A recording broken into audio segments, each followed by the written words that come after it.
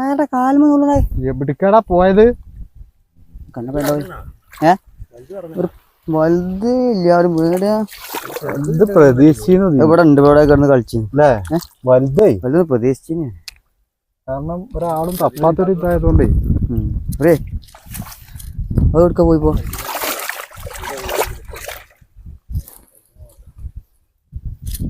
ഇല്ലേ?